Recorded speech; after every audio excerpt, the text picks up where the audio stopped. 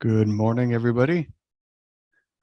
Welcome to this February 13th meeting of the St. Mary's County Board of Library Trustees. I hope this mic is working. Good morning, everybody. Welcome to this February 13th meeting of the St. Mary's County Board of Library Trustees.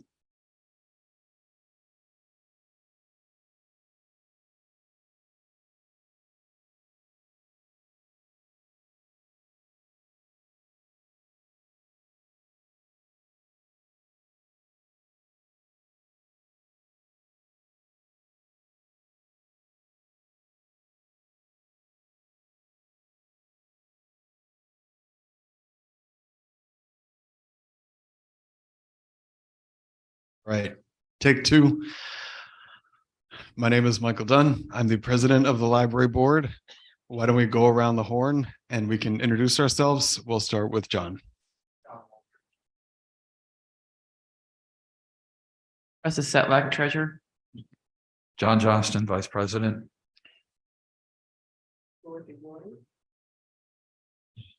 Judith Gwynn. I'm Michael Blackwell, Director at St. Mary's County Library. Okay. We do have a quorum of trustees here, so we can proceed with the agenda. The first item is approval of the January 2023 minutes. Any comments or discussion about these minutes?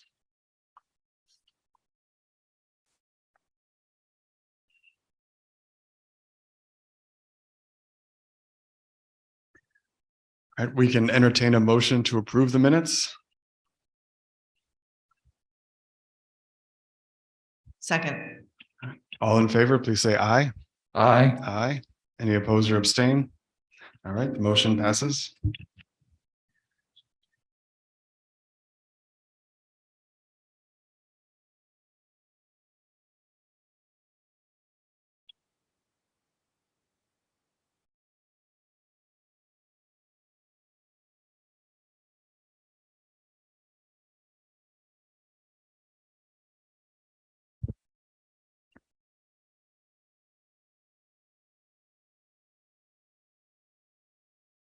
All right, so moving on in the agenda, approval of the monthly expense ledger. And it appears that EALs stands for Enterprise Expense Ledger. Not sure where the A comes from, but okay. Any discussion about the EALs?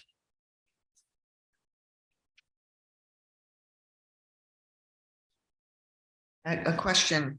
What are PNC merchant services? There's a number of entries for that. Those are bank service fees. It's just,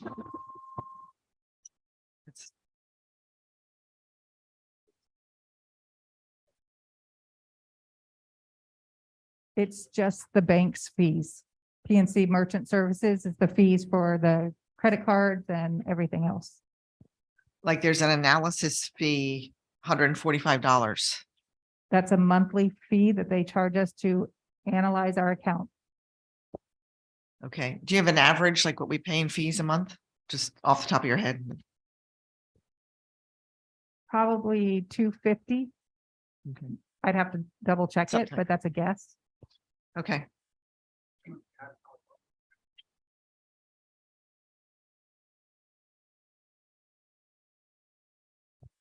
They just go through the accounts and they send us an analysis statement, which we forward on to the accountants, but it's part of being a business account.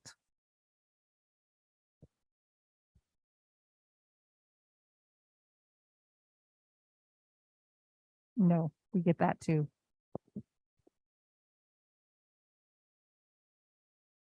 Yes. On page 1, on January 18th, there's a consultant's fee of $454. What is that for?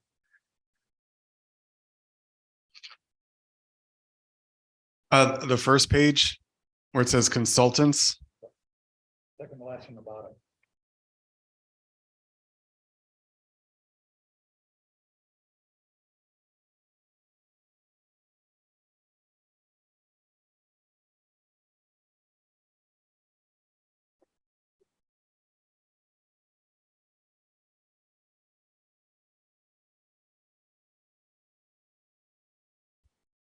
Can I look it up and get back to you?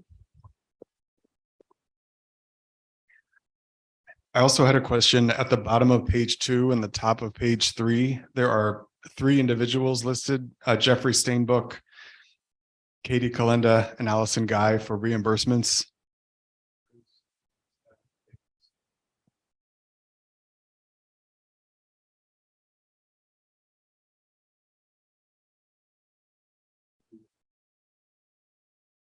Those 3 are tuition reimbursements. So Smyrla gives us funds for tuition and they pay us and then we pay our employees. That's a lot of supplies for this.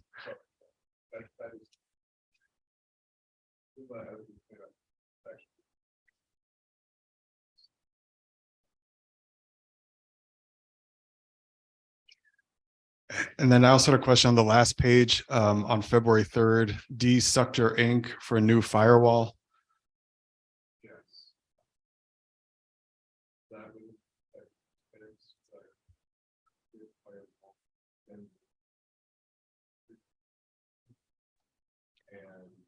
Michael, you need to turn on your mic.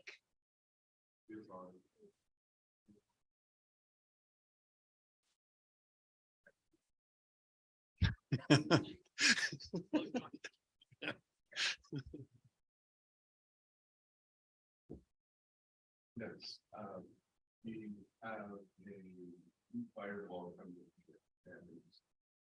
In order to maintain critical network necessary, that is not expensive. But if the vendor's not going to support the firewall and security, that means that's the thing that we have. How did we choose the new vendor? Was there a bidding process at all, or? We don't have to do a bidding process. But it's the one that's most compatible with our. We didn't choose a new vendor. We went with the same vendor. We just had to upgrade the firewall.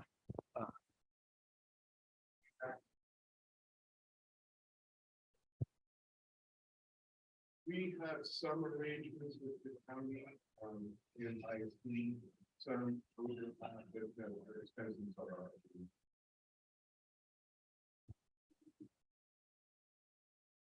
Any other discussion or questions about the EALs?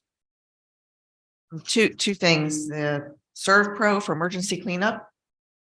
Yes, we had a incident here last month where an individual overdosed. You may have seen that in the paper.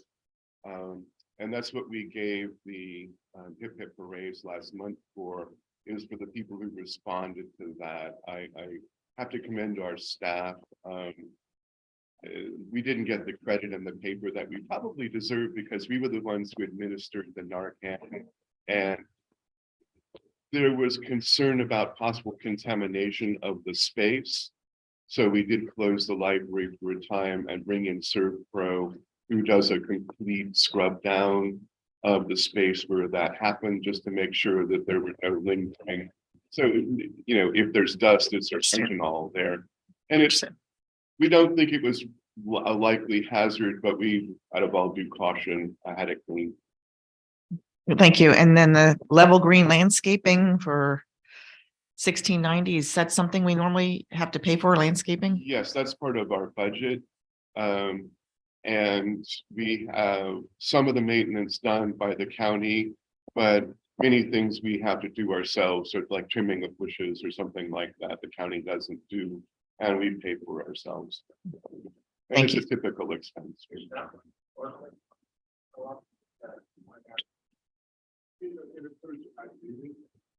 It's seasonal. Sorry, it's seasonal. So we have a fall and a spring mulching. And so the county doesn't do the mulching. They really just trim the grass and maybe trim a few of the bushes. So everything else to keep the front of these buildings looking nice, we have to do. And also the consultants is Asset Strategy Consultants. That's our Schwab account managers. The consultants question, The consultant. Asset Strategy Consultants. That's our Schwab account manager. On the first page, the second from the bottom, where it just says consultants. That's the OPEB consulting.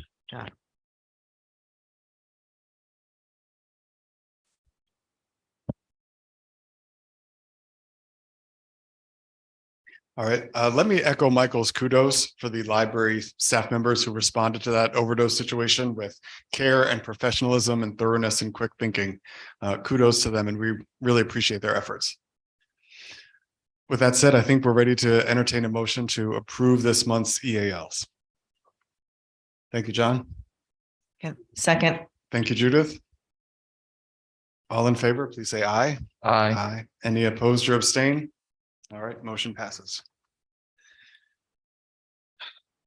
Send it over to Tressa for a treasurer's report. I have one. We're doing them quarterly now. So I gave one in January. Okay, that makes sense. So we'll have another one in March. Okay. All right, then I think we are ready for the Smurla report. I'm not sure, Michael or John, who wants to take the lead right now? Yeah. I don't have anything at this time. I will be, we'll need the contact for our, for the association so we can, I can determine their schedule since, just volunteered recently to serve. Yes. And thank you, John, for volunteering to be our Smurla rep. We greatly appreciate it. Thank you. Welcome. Smurla puts over $10,000 for life. And this time, we had a little more than that, and I believe the county had a little less. So they very graciously gave us part of theirs. So thank you so much. I think it's really going on this meeting right now is a delivery study. They kind of solid to see if we couldn't make a delivery between all the branches in Southern Maryland, and that's a total of 11 branches. A little bit more efficient, but what happens is if the truck's not available, the driver's not available, then you may not be limited to a particular location. Can we hear me now? Oh, okay. We may not deliver to a particular location that day. And since Leonardtown and Lexington Park, the two busiest libraries in the region, are often at the end of the route, that can be a substantial problem for us. We need to reschedule staff when people are in some instances. So they've hired a consultant to try to figure out some ways to make the delivery system more efficient. And all three counties are assisting with that. And we had quite a few meetings last week. So we look forward to seeing some possible changes. We have many power users here, and they can see on their accounts that something's been sent from another library for them. And typically that would take 1 or 2 days. And so they're really kind of used to that. So when it doesn't happen, they indicate their displeasure. So we are hoping to get a more streamlined service, and there's all kinds of discussions. I'll keep you posted on what's going on with that, but I'm sure that John, when you're a part of the board there, they'll be discussing that in depth.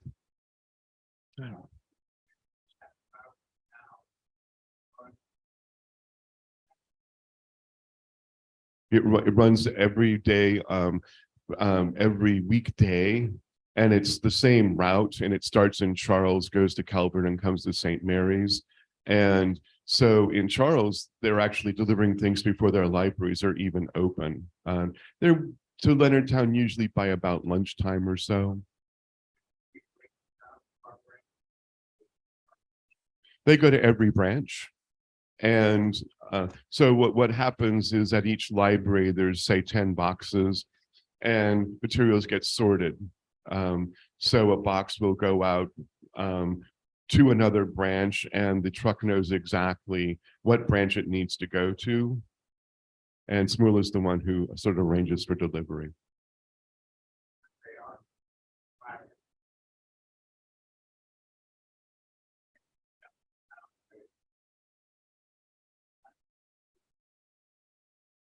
No. Um, it's hundreds of miles literally, and our bookmobile will be aiming at operations within our county. We're looking at getting possibly another truck up there. I wouldn't want to commit our bookmobile to doing that when it will have other things that it is responsible for doing. Especially since it's really a regional expense, we'd have to ask for reimbursement from the other counties if we're out traveling around. Is John's mic working? Because it's not working. Okay. Could you try Sharon's microphone perhaps? Hello. We have a winner. Thank you, John. All right, let me turn it over to Michael for the director's report. Okay, well, first of all, we may have a visit from an elected official today, and that's not definite, but it was suggested. So if at some point that happens, we may swap our order of our items around a little bit. The first item is a FY23 budget review of the current budget. So looking at a few things there, take a look at the very bottom of the first of the blocks where it says admin and COVID hours. We will be addressing that later today. We've had, when people are out for COVID, giving them administration leave, and we'll be looking at that policy later today. Substitutes are more, but that's no surprise. Typically, we run out of substitute hours by about April, just due to demand. And after that, we just kind of do the best we can. So none of those particularly problematic.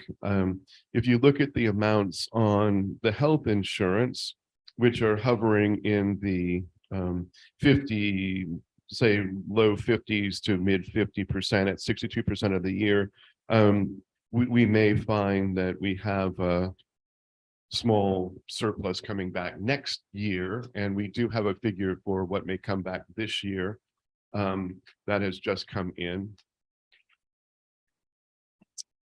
If you look over on page 2, you'll see we've got expenses in Lexington Park for gas and water and sewer that are higher than normal.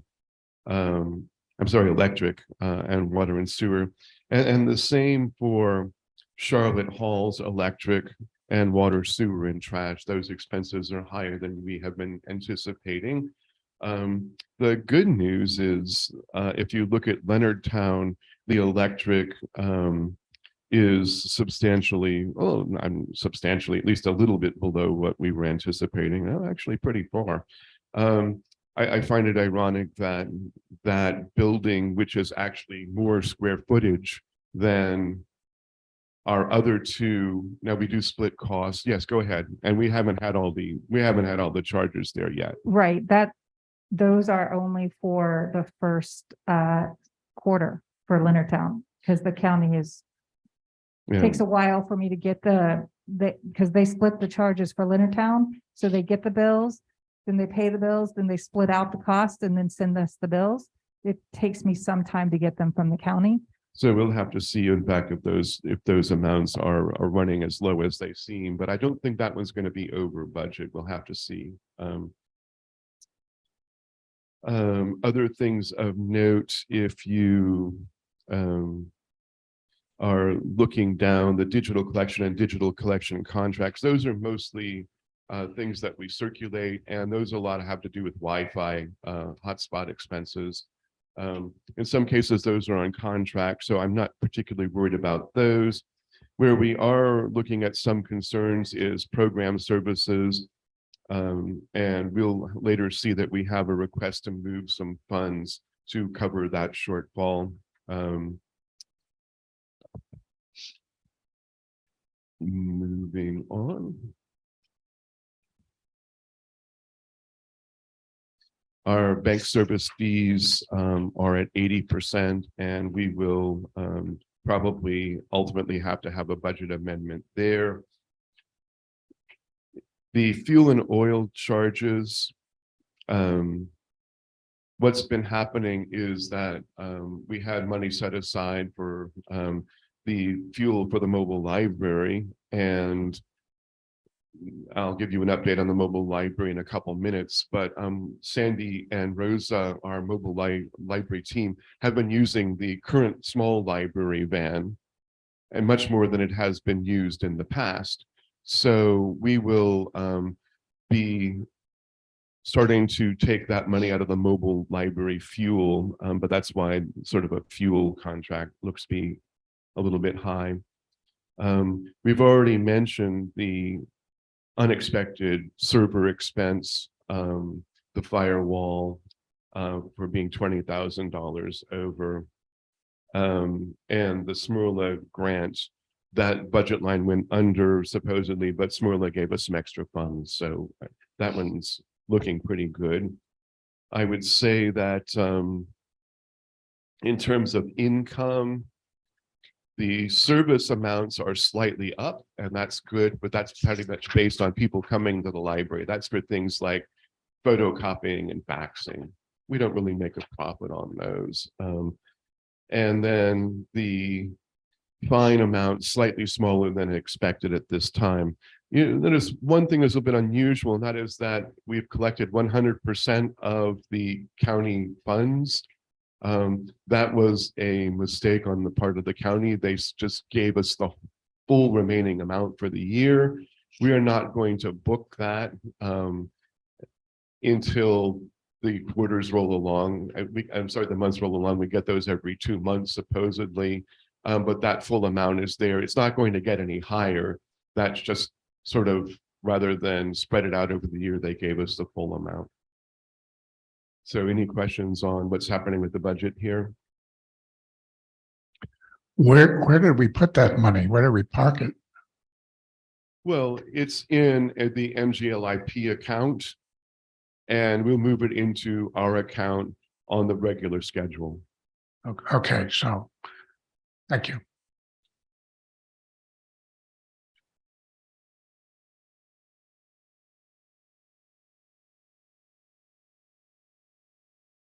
All right, well, if no questions, then we'll move along to the Friends and Foundation updates. The Friends have set up a time for their book sale, and that's going to be in early February, and I'll get you exact dates in March.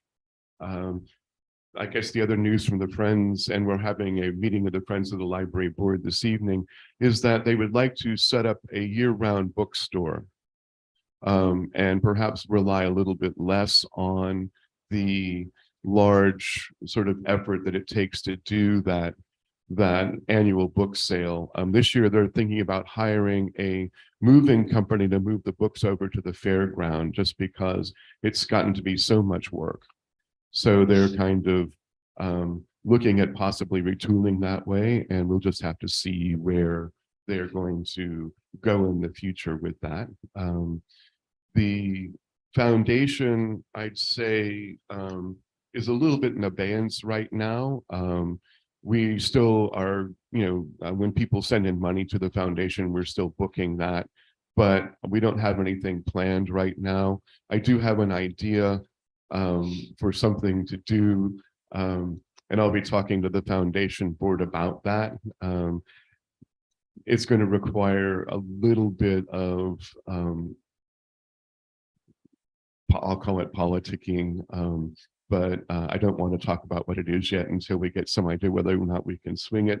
We do need the foundation board, I think, to approve using expenses or paying some expenses for the mobile library, and I'll present that to you later. Currently, the foundation has a bit over $90,000 in its account. Can I ask about the Friends? Do they have any thoughts on a location for this possible bookstore? That's to be determined. I don't know that they would have room in the current facility where they are, although maybe the front half of that could be done. We would also consider looking for low-cost space, possibly donated space in a, say, a mall somewhere. And it'll just be kind of what can be worked out, but I don't think plans are any farther along, just saying we'd like to do this.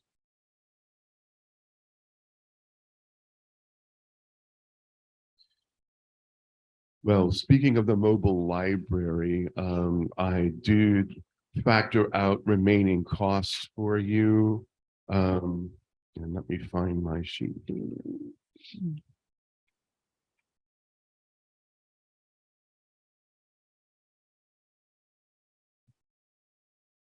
Just one second. There we go. The vehicle, of course, was supposed to be delivered last June, and due to COVID supply chain issues and the chip crunch, it has been delayed until this coming June. We expect to have it on the road. Some excitement. Sandy and Rosa are going to be going up to the vendor on the Eastern Shore and picking out the interior colors. So that's going to be fun for them. And since they're the ones who are going to be, as it were, living in the vehicle, I think they get first say on what the interior is going to look like. As you can tell from Leonardtown, I like a little bit of color, but they have been given carte blanche to pick out the sort of interior that they would like to see. The total cost for the vehicle on the last estimate, and this is a final one, is going to be $405,798.24. We have so far paid $235,908 from the $250,000 ARPA state grant. And we have a grant that Delegate Crosby set up for us from the state for $50,000, and I'm negotiating with the state to get that money. The foundation has, as you see, $90,322.22 as of their last statement. If we can have them pay $50,000, and we were raising money from the foundation specifically for the mobile library, that would get our balance down to about $70,000. But we have the collection to get, and we have to set up the wireless system. And I'm anticipating at least $50,000 in expenses to bring the whole collection together. So we are at about 119,000 now. That 9,000 ARPA balance, it's actually down to around 5 because we've done an expense. That's just what the state is listing now, and I just see why they haven't reimbursed us for that most recent expense. So we are looking at around $110,000 remaining on the mobile library to fully fund it and get it going. I assume that that money will come from our fund balance. We could ask the foundation for more of their share. We do have the money right now in the fund balance to pay for that. So while, yes, it's a whack, I'm not overly concerned. I will say there's a lot of excitement in the county. People keep asking me about it, and I keep saying, I'm sorry, it's been delayed. We know from Sandy and Rosa meeting with our counterparts in Charles and Calvert that these are very heavily used services. We don't anticipate a day when it won't be doing something. So we think that it will be quite an addition to library services in St. Mary's County, and Sandy and Rosa have already formed new partnerships. So I think that it's going to be well worth it, but unfortunately it did come in substantially over the budget we were expecting, about $100,000 over the budget we were expecting, in fact. So you don't need to make that decision now about how the funding will go, and we'll talk to the foundation about what funds they wish to give to the library. But that's just sort of what to expect here. Questions on that one? The folks that are going to work on the decor, I don't know how many choices they have or what materials are available, but might I suggest that they go up there with kind of a spending limit? Corinthian leather is nice, but maybe we can't afford it. The choices that we will make are already budgeted for. And So there's a sheet to pick from, but these are not going to increase the expense of the vehicle. Can I just clarify the numbers? So with the two state grants, the balance is the 69,889.52 of what the money that we're short right now. Is that correct? The money I'm anticipating us being short is $110,000. Okay, well, I'm the top half of the sheet. Then you add in the 50,000 you want to spend on the collection and incidentals, Mhm. and that brings us to the 119. Yeah, So that's the amount. But you're expecting another grant from ARPA in the 9,000? no, I'm sorry. That's that's under the amount paid or to be paid. That's the money that we've already got. So the balance that we need to address is the 110,000. Yeah, that's kind of roughly what we're expecting. And that needs to come out of the 23 budget or the 24 budget? There right now is no budget for that money. It would have to come out of our fund balance, and it will probably have to come this fiscal year because we're going to owe the money to the vendor who's finishing the van. Except for the 50,000. I mean, I'm just, kind of IDing here that if we had to put the collection off till 24, which begins July 1st. The van's really going to be on the road, and we don't have a budget for that collection in any case. So we might as well spend it this year. Well, not- now I'm confused. I'm not following because that.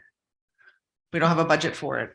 No, there is no budget for that amount. We haven't budgeted for this amount, which is why I'm saying we're going to have to take it from the fund balance. If we choose to. And so the decision needs to be made in this room where that 50,000 is going to come from. And I I'm saying would say in a that, worst case scenario, we say we don't have it, it needs to come out of 24 and the van doesn't go on the road. But Until we won't have a budget for it then either. This is not money we've ever budgeted for. Right, but at the beginning of the fiscal year, you have much more flexibility than the end of the fiscal year of where to Yes, take money but from. we need to have the collection delivered, and we're already working on that. So the vans really shouldn't just sit there empty. No, I mean, not in the perfect world. Are you going to bring us some recommendations of where the money should come from? Well, we have a fund balance of about $300,000. Mhm. And we can get you an exact figure on that, although really it's difficult to say because the fund balance is sort of what's sitting in the MGLIP account. But we have the funding available there. Mostly just kind of built up over the years. There's a rainy day fund, and I think that this is probably the time we would tap it. But yes, you would make Okay. that decision. Okay, and then the second question is on the other state grant of 50,000. Mhm. Is that had already been approved in the Maryland 23 budget? Or is Yes, that money has already been approved, and okay? it's just a question of us getting it. Okay. And I've got email correspondence with the budget team right now, saying, how do I get this money? And I've said that I can either submit a invoice to them from our vendors for $50,000, or I can submit the final invoice to them and be paid. But yes, we are expecting that money. It has been approved and should be available to us. Thank you. So my concern is this. So $50,000 for a collection dedicated to the bookmobile. Okay. Why are we not culling selectively from our holdings now to stock it? We've got very limited space in a vehicle. We have probably gobs of things on the shelf or waiting to go on the shelf across 3 physical branch locations. Can we not stock the bookmobile out of what we already own, say $50,000? I would strongly recommend against that. The mobile library has got a very different looking collection. I will say that it's going to be primarily popular things, but we're also looking heavily at some Hispanic materials. So really,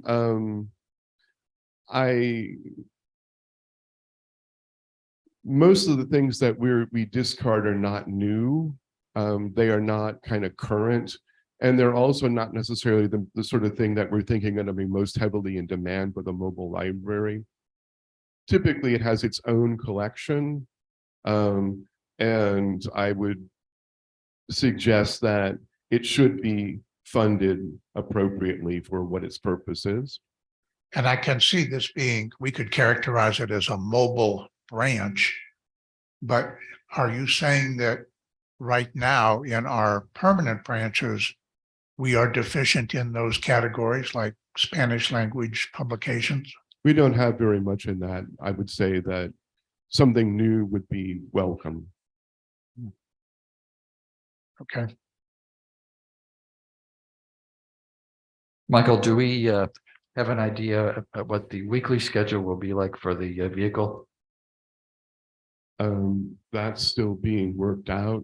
It will depend on the different partnerships and the needs. I don't think we've got anything finalized yet, but we will have something for you by probably May. We'll have a schedule. Do you imagine it changing from week to week depending on what sort of partnerships we have?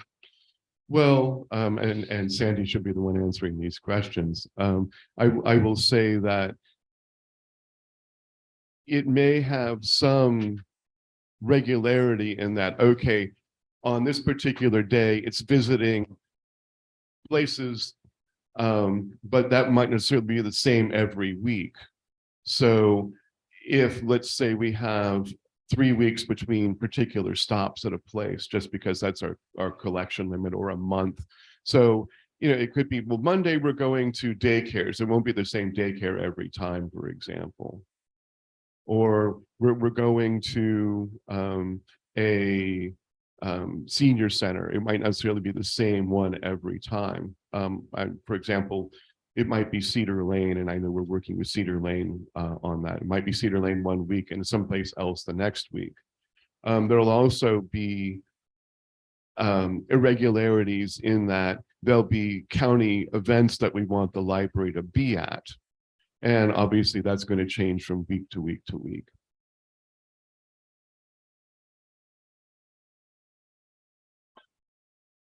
Could this be kind of like our meeting where we are the third Monday of every month? So that on the third Monday of every month, it's senior day and the morning is in one place and the afternoon is someplace else. It could get on the schedule more or less permanently with that kind of thinking. Yeah, John, let's go back here. I think Michael answered the question very well. And so we will be doing something. The first Wednesday of every month will be at the St. Mary's Caring Soup Kitchen. And so we will visit once a month. Currently, we visit the Garvey Senior Center on the second Friday of every month. So it is akin to what you're saying, that there will be a schedule. We are just still fine tuning that schedule and still establishing relationships with county partners. Do you see that as being an all-day park? I don't see it being an all-day event. Currently, we're at the Garvey Senior Center on the second Friday for about a 1 to 2 hour period. Our visit to the soup kitchen will coincide with a pantry day that at a local church, which also is their busiest day, and that's from 11 to 1. And so other stops may be shorter or they might be longer as And well. then you've got to factor in travel time as you build the Yes. schedule. That's right. Okay, thank you. So it's quite a bit to work out, but we have been meeting, our folks have been meeting with the Calvert and Charles folks and seeing what's working there and pain points there.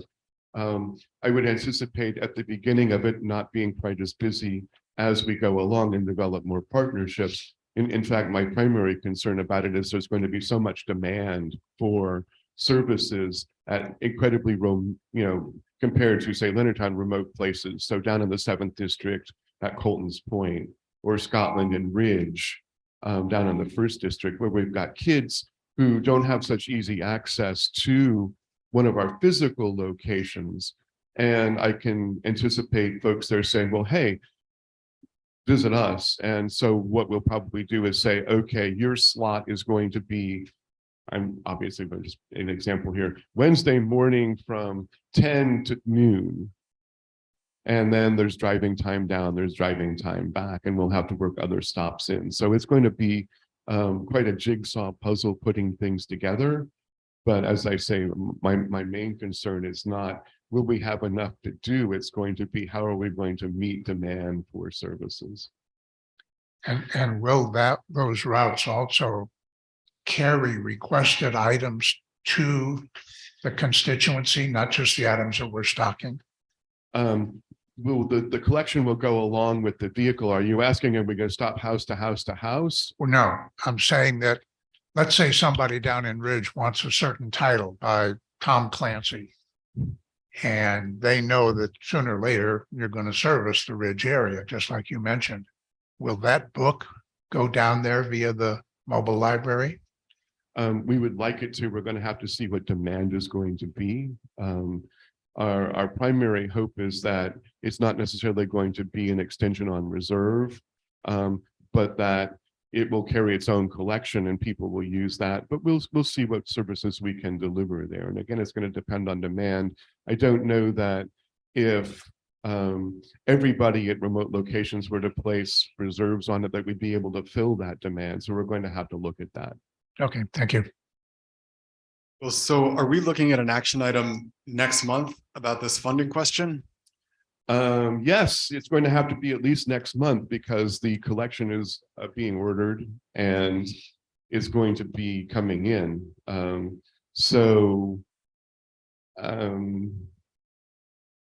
Basically, by the end of this year, probably that much money is going to be needed. But you know, that's an estimate on what the collection will be and what the incidentals will be. I don't think it will be over that, but we'll just have to see kind of where we are. But it was always the case that we're going to have to dip into the fund balance to pay for this once it got delayed. I share Judith's concerns about doing this at the end of the fiscal year, especially when the vehicle isn't coming to us until June anyway. I'm wondering how quickly we expect to turn it around. Is it actually going to get on the road before June 30th? If we're not even getting it at all till June? That's the plan. It's supposed to be to us in time to us to have it out by the end of the fiscal year. That's sort of what we're working on with the vendor. I feel we have a lot of budgetary challenges right now. And I think that, you know, if we're bringing forward this action item next month, it'd be really helpful to have as much context and explanation as possible so that we can make a informed choice here. Okay, but what I'll say is that no matter what fiscal year you do this, these are unexpected expenses and we don't have a budget for them planned. And so you could say, all right, next year, let's just use some of that collection money for the mobile library. The ordering of it would be very much delayed over what's happening now. And B, that's money you're taking away from the branches. It's too bad that it was as much as it is. You know, if I had known 2 years ago what we know now, we might have had a smaller vehicle planned. But this is what we ordered, what we thought we could do.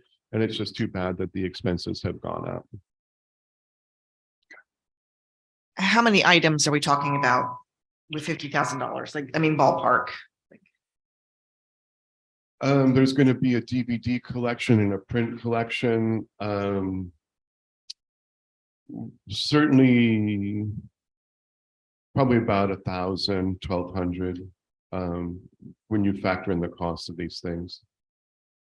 Okay, and I mean, just thinking another option would be a partial funding from one year to the next, not to make it, sufficient for the van to go on the road, but maybe we need to spread it out a little bit. It's just a thought.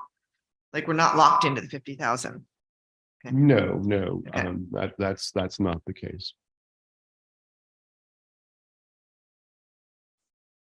Other questions or comments about the mobile library?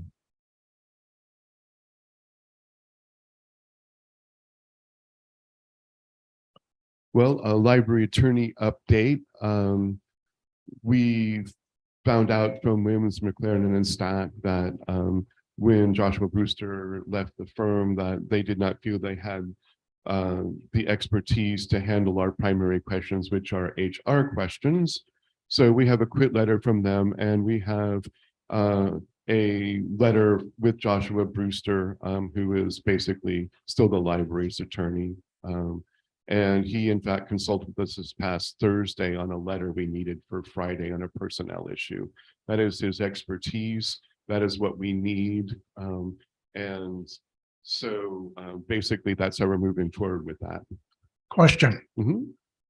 I'm a little concerned about how all this is playing out. We had a retainer with Williams, No, McLaren and we never Stack. had a retainer. No retainer. We had an amount that we said we set aside in the library budget for expenses. The only amount we ever paid them was for a personnel issue that Joshua covered for us last September. That amount has been paid, so we don't have a retainer with them. Does that strike anybody else as correct? I promise you that is correct. I thought I remembered seeing some kind of contract, or there was some. We did, but we have a quit with them. And we don't owe them any money, and they don't owe us any money. So that was a term contract that's now over. Yeah, it basically said anytime we had expenses, we pay them, Okay. but we didn't pay them anything up front. Okay. But it was open-ended. I had raised the question about it being open-ended as opposed to having a defined end date. But we had built into it a 1-month quit, and we've taken advantage of that. It was really at their request. They said, we don't think we can give you what you need. And yet they have on the county, no, the St. Mary's County, what do you call it? There's a legal website for, Bar Association, that's what I'm fishing for, that they actually have employment expertise on their staff. And now they're Well, saying, they told us when Mr. Brewster left that they did not feel that they could handle the library. so they didn't want our account. Okay, Could be. That's All not how they phrased it. all right. So when did this board approve rehiring Mr. Brewster? You don't have to. I was given leave by the board to hire for the library. The board can, as necessary, consult with Mr. Brewster as well. That is built into the contract. But this is a library contract and not a board contract, if you recall from December. I'm very uneasy about how this is playing out. I was given the ability to form a contract for the library. Mr. Brewster has given us years of service, and he gives us excellent advice on HR matters, which is what we need. So to clarify, Michael, so where are we now? Are we looking for a new firm? No, we have Mr. Brewster, who is our attorney, as he was really for 7 years previously. And we have a contract with him. Is he putting out a shingle on his own, or is he part of another firm now? He is going to be working for himself, as he was before he went with Williams, McLaren and Stack. He's independent. When did we do that contract with him? January. Okay. Just as a note, he is also still showing on the St. Mary's County Bar Association as being employed by McClendon, Williams and Stack, Well, they need to update their website then. and on his personal piece of that website too.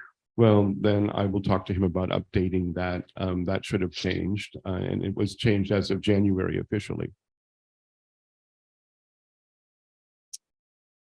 Moving on to our OPEB management, that's the Schwab account.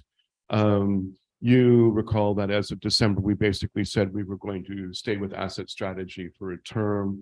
And I've had an initial meeting with asset strategy just to give them our actuarial report. And they are going to next month be revisiting, and I've asked them to meet with you to talk about their recommendations for the fund. So we have new representation with asset strategy, and they are looking at our accounts as we stand right now. Have we received the end of year December statement from them? I don't recall having seen it, but I will get anything I have from them to you. Do you remember the last one we did get and when we got it? I've sent you one from, I believe, third quarter. But I'll have to look into that for you. Let me make a note to do that. One of the items of concern in the previous board was the lag time between the end of a month when all the financial data is available to when we actually get it. And their explanation for that was that all those fancy charts and graphs in the front of their report actually are provided by third parties who have to digest all kinds of financial information and then get it to them so that they can then produce the monthly report. As our previous president noted, most of that is incomprehensible to us and probably irrelevant. It's how we're doing. And I would like to think that if we were going to stay with them even for a marginal period of time, that we consider asking them to drop all that upfront finery and get right down to the nuts and bolts. What's the balance? How are we doing? So are they coming to see us next month? Yeah, and you can certainly make that request. But in December, you did opt as a board to continue on with asset strategy for a year. And so we have, we've got a contract with them to that effect, but it too has an opt-out clause of a month. So if you can find something that is preferable, we can go that direction. But for now, what I'd like to have them do is present to you what their future actions will be. And that could certainly include the report you would like to see. That sounds good. I would also like to see, I don't know if they have ever delivered to us their version of an investment policy statement. We have one. It is defective and has been since day one. So I think we need to sort out those things among ourselves and between us and them. All right. That will be something for us to present to them. But I will ask them for an investment policy statement. Or confirmation of their working off of ours. Yeah, so they are aware that our primary way of growing the account is through the investments, and that our ability to provide other funds is very limited. So I think that they will adjust their expectations for the investments in the account accordingly. But as I say, more on that to come. But that's not coming from them. That's from the actuary. No, the asset strategy is going to be investing the money. The actuary is not going to be investing the money. No, but the actuary is the one suggesting what our funding levels need to be. No, I'm the one suggesting what our funding levels are going to be. How much money can we give? And the answer is, actually, we've got in a report later, you can see how much we've been able to spend into the account, not based on investments. So why don't we wait till then? All right.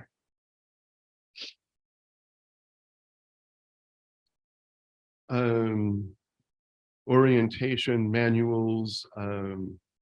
I have met with 2 of the 3 new board members and given them my board packet, and a question has come up about the currency of everybody else's packet. It's fairly long.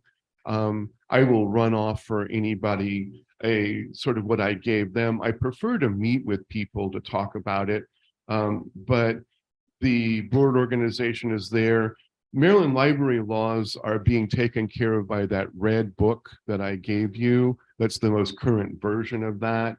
Ran off some information about what the board bylaws are, what the memorandums of understanding between us and the county are, the library strategic plan, and then what most of the personnel policies are, and some of our organizations. And then the budget is basically the budget we're working from right now that you see every month.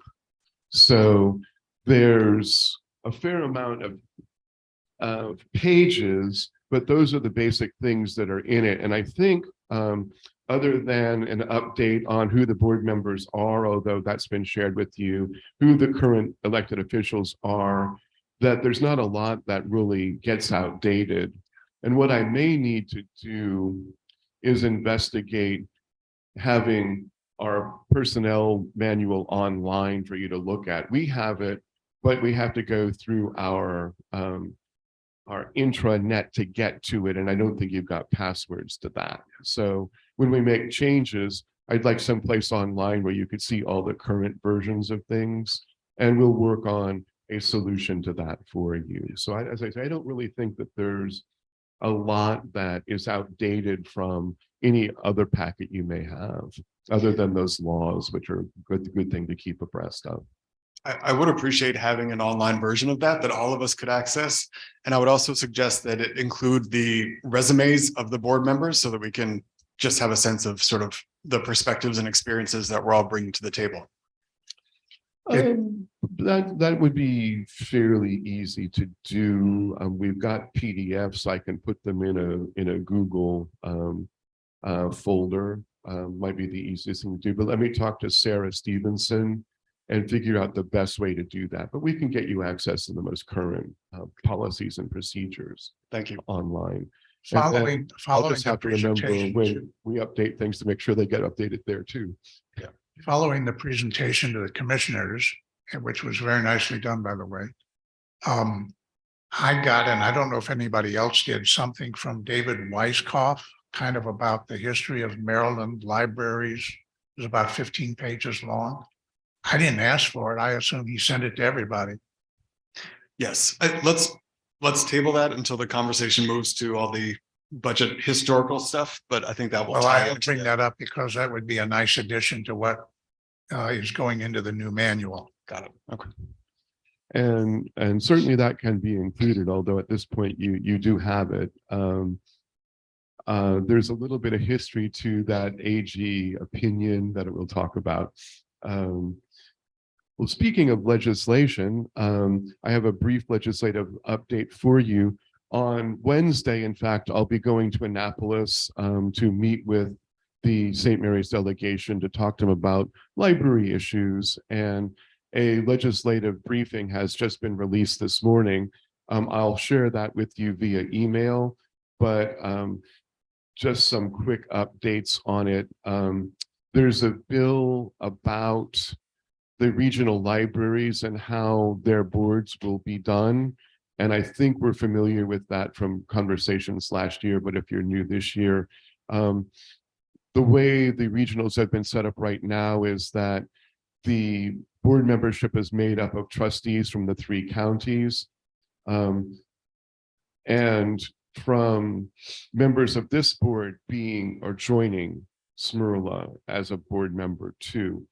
And they're going to revise that so that we'll have one board representative on the SMRLA board, but there'll be independent members from the counties who they solicit to be on the SMRLA board.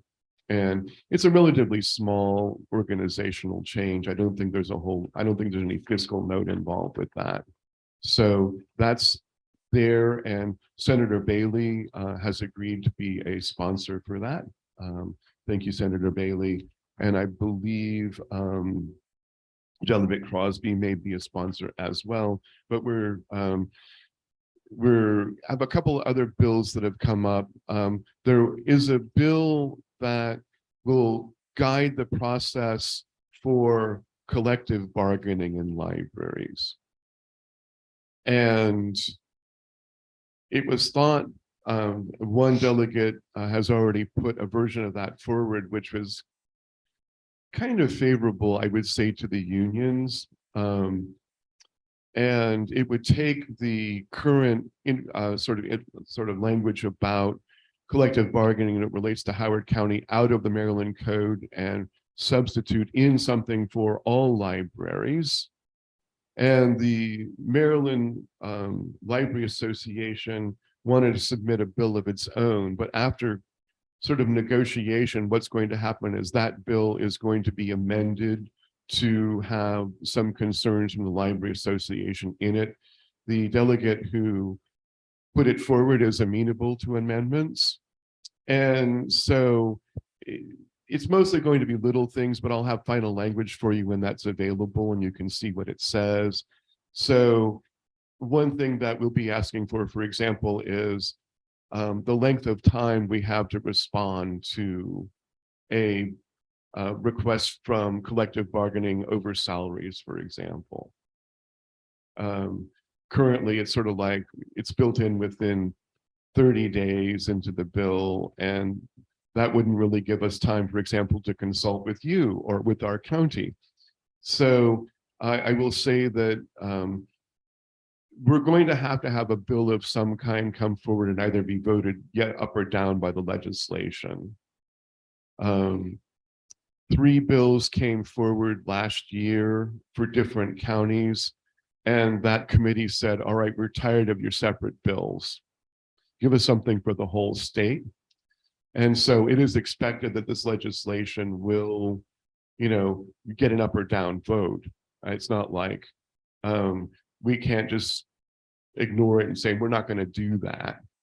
I will say that as far as I know, nobody in St. Mary's County or any of the rural counties really are talking about collective bargaining arrangements. And this is not a let's all unionize libraries kind of bill. It's sort of like, if a county employees wish to move forward, here's what the process will be. Here's the restrictions on it. For example, no strikes is part of the bill. So I'll give you the final legislation on that when it's kind of available and you can see what it says. I'm not thinking it's really going to be all that necessary here. But if employees ever decided they wanted to unionize, this would give the process by which that would happen, and sort of sets out how administration would deal with a collective bargaining unit. Final bill that is kind of interest. I forwarded my response to it to you last Friday and said I'd explain it, or it might have been Thursday. There's a bill moving forward to provide more funding, it looks like, for capital projects in libraries, for libraries that are outmoded. And we have, for fiscal year 28, $3.5 million set aside from St. Mary's County to renovate. And my understanding was that it was for Charlotte Hall and for Lexington Park, but as I look at the county budget, it looks like it's primarily aimed at Lexington Park. So I have that question into the county. Wasn't this for both? Because we asked for money for Lexington Park, and the then representative from Charlotte Hall, commissioner from Charlotte Hall, said, well, why not Charlotte Hall? And I thought that the money was going to be for both, but currently I look at the budget book, it's mostly for Lexington Park. In any case, we had proposed $1 million more that we would try to get from the state. So when they said, well, what are your thoughts on this? I said, well, to do a minor renovation on both buildings, we'd be looking at least 8 million. So I said, we should say this could bring in 8 million to the county, but the county CFO gave the official reply with just the additional 1 million that we said we thought we'd ask for. When fiscal year 27 rolls around, I will be talking with you about what amounts we should be asking for, and we'll apply to get the money for fiscal 28. I think if it's 3.5 million, that's not going to cover the HVA systems for both libraries. We're going to need more. So unless the county is willing to do the HVA systems on their own, and we're looking at that money for a library innovation, I think we're going to ask for much more from the state. And I'm hopeful that SB 501 would provide that kind of funding. So those are the 3 bills that are primarily of concern to us that are related to libraries. And I will share the talking points that I'll be using with our delegation on Wednesday. Michael, is that this material that is on our packets? I don't think there's any material about those things in your packets today, no. Okay. Today's materials are all related to the budget hearing last week, and we'll be talking about those in a couple minutes. Okay, thank you. Before we move into the discussion items, I think we should adjourn for a short break. We will entertain a motion for a 10-minute recess. So moved. Second, Second. All in favor? uh, All right, see you in 10 minutes. Thank you.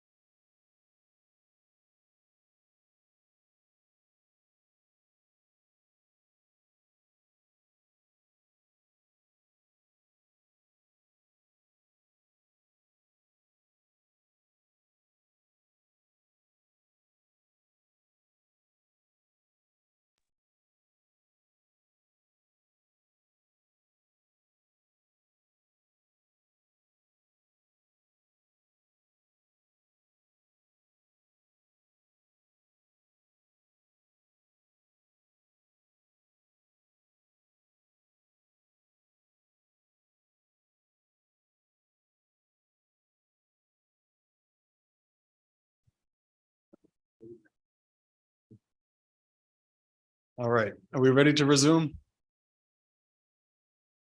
Belinda, are we good tech-wise?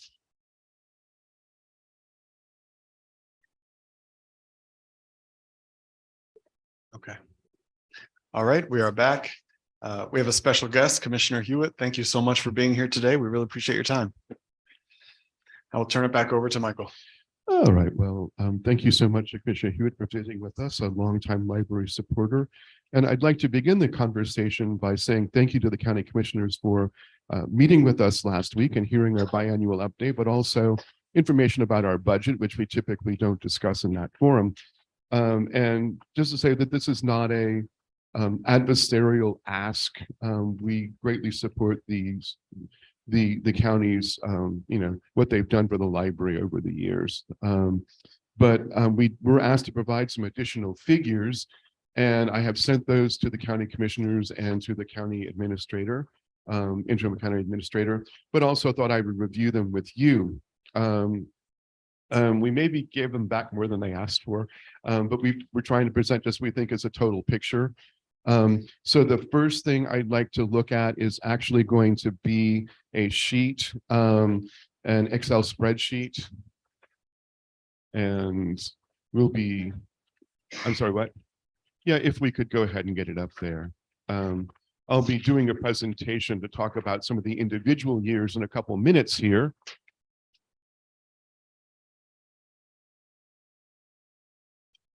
And basically, what we were asked to provide were the state amounts.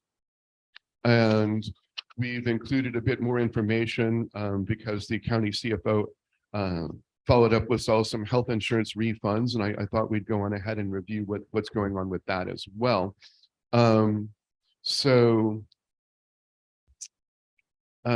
We have the total county budget listed at the very top in green.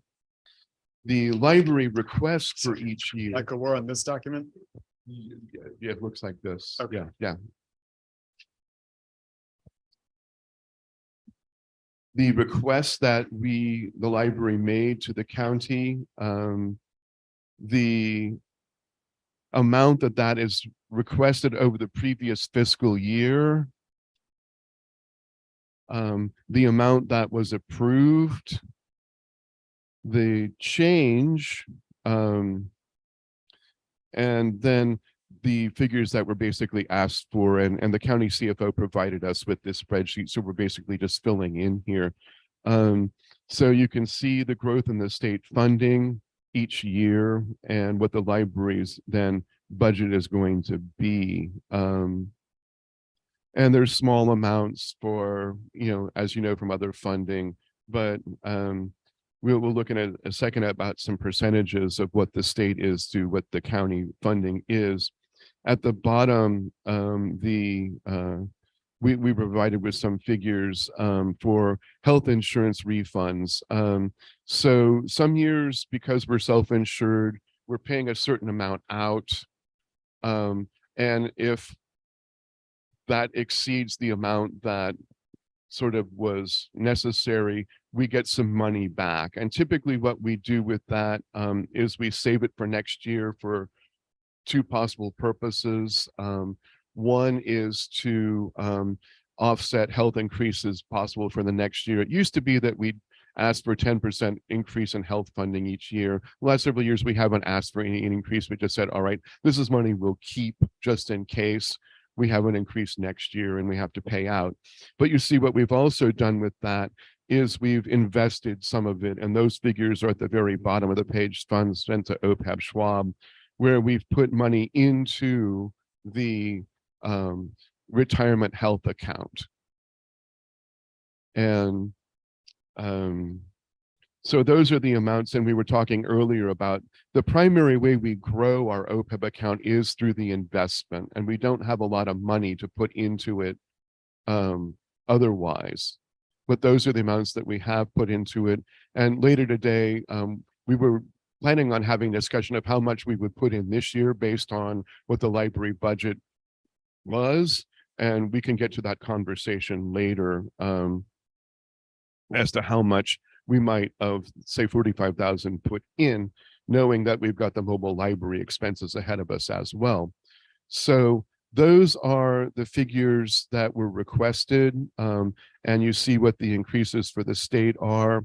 I think of note right now is the fact that the state doesn't, we're not state employees. The only way that we're a state employee in the library is we're allowed to participate in the retirement fund, teachers' retirement fund. So when the state, for example, says, oh, you get an increase for a cost of living, you state employees, we are not included in that. And the amount that we go up over the previous year is set in Maryland code, and it's based on a really complicated formula, including, as I said last week, I have no idea, railroad miles in a county and the county's relative worth compared to some others. But you can see the growth in the state amount.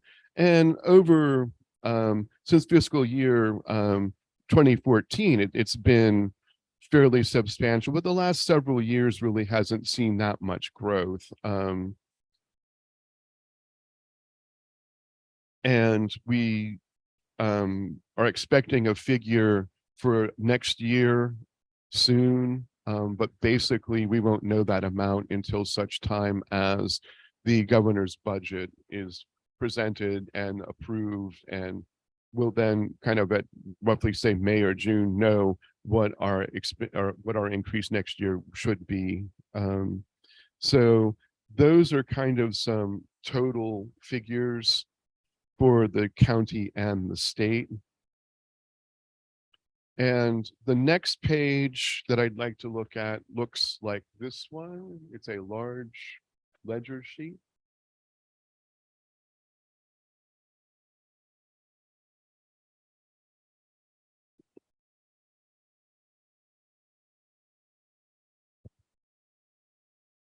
We give you some of the same figures. And in that we include all our other funding except for grants. And the reason why we don't throw grants in there is because they're an in and out, with the one exception of the staff development grant, $20,000 that we are allowed to spend on operations. So we got $1.6 million for the Leonardtown Library to help with the construction of that. That's not listed here just because it's an in and out. We don't get to use it operationally. So you can see our total library approved budget, and that last year for fiscal 24 obviously is not settled yet. That's only what we've asked for from the county, not what necessarily we're going to get. So you can see the expenses for our total salaries and healthcare costs compared to the library's budget. You can see the percentage of the total library budget compared to the county's total budget. And it went from 94%, 94%, 97, 99, 98, 93, 81, 70, and 70. But we thought a more interesting figure, or at least another figure to look at, is the percentage of the county's allocation, what they give us compared to the county's total budget, and not the money we're also getting from the state. And that number is 69%, went up to 71, 73, 73, and now it's down to 53%.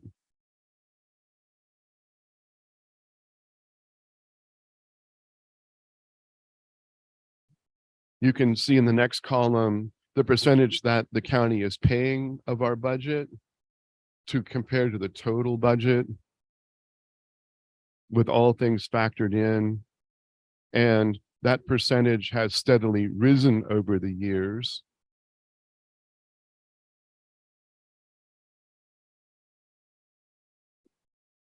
And the percentage of the state funding has roughly declined slightly from its high a couple of years back.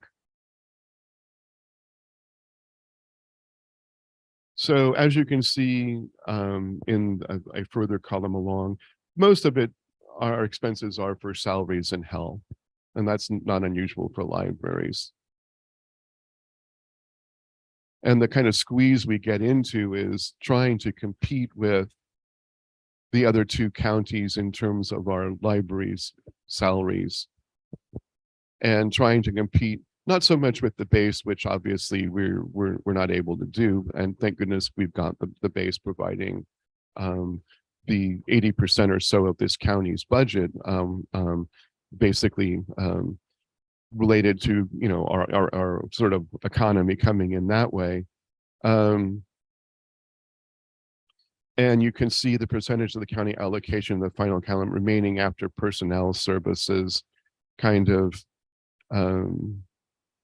increasing. And this past year, we did get a nice increase of 2 FTEs from the county, which has allowed us to do that mobile library already, what we're doing with that. I think the final thing we'd like to see, could we show that one?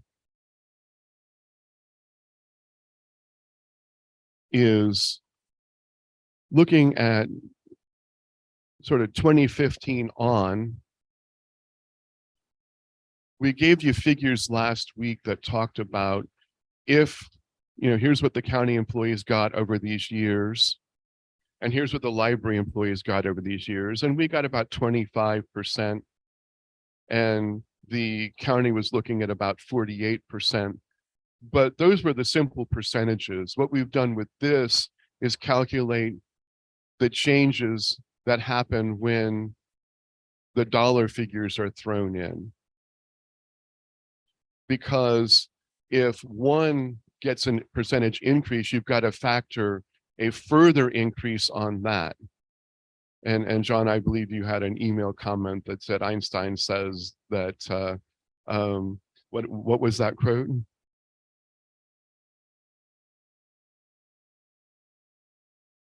Stein said that the most powerful force in the universe is compounding. So we've compounded the percentage differences from what library employees got as percentages to what the county employees got across the board as percentages. And I just threw, let's say we're talking $100, but obviously no one's making that as a, you know, as an annual, but I just figured it's easy to show based on $100. So in 2015, the county went up 2.5%, and the library got a larger increase that year than the county did. So looked like we're starting off pretty well. But then you have to start factoring the increases based upon that percentage increase the previous year. And so there's 2 years, and I've marked them with an asterisk, where the library board did give a COLA that was not included with what the county gave, primarily based on state funding, trying to keep up.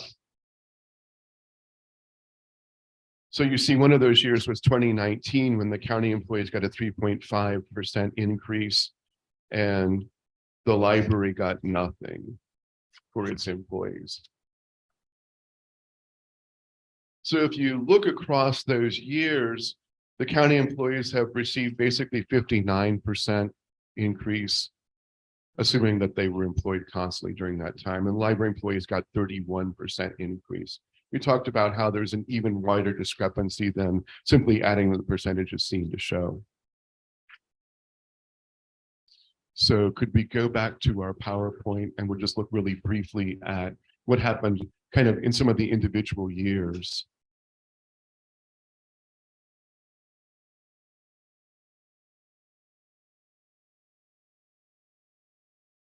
So every year the county publishes a budget book. And the question was asked last week, okay, the library board gets to give a raise if it wants to. You know, the county gives funds and the state gives funds.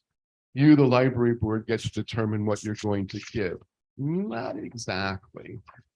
Because here's what gets published in the county budget book each year, and our employees know about the county budget book, and they can see what increases have been given to us for.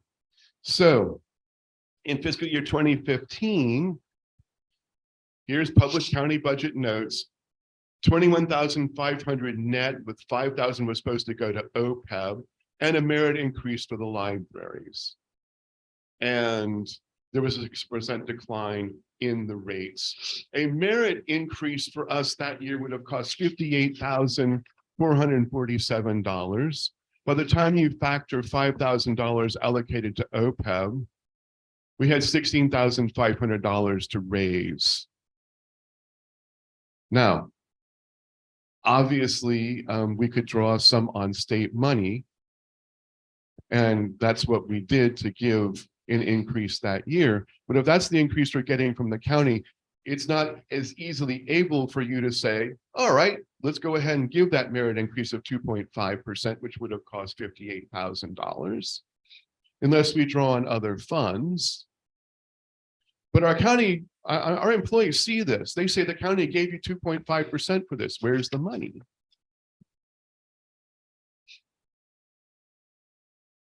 Next slide. Can I ask you a question? So when I go back to the previous sheet you covered, this one, and it has this asterisk for the COLA. If I look at 2015, the library said their pay increase was 6.5%. Where did that come from? And that's a pretty hefty increase that year. It was from the previous year that the previous director had planned that in from their previous budget request. They did a salary adjustment for that. We had this is Mary Ann. I'm sorry, I'm sick. We did a salary. We did a study of the salaries and we raised the scale that year. So that was money from basically, that happened before I got here, so it's hard for me to explain it, but you heard that the board said, all right, here's what we're doing this year. Go ahead, Mary Ann. Sorry, we did a salary compensation study. Sorry, my words aren't coming to me.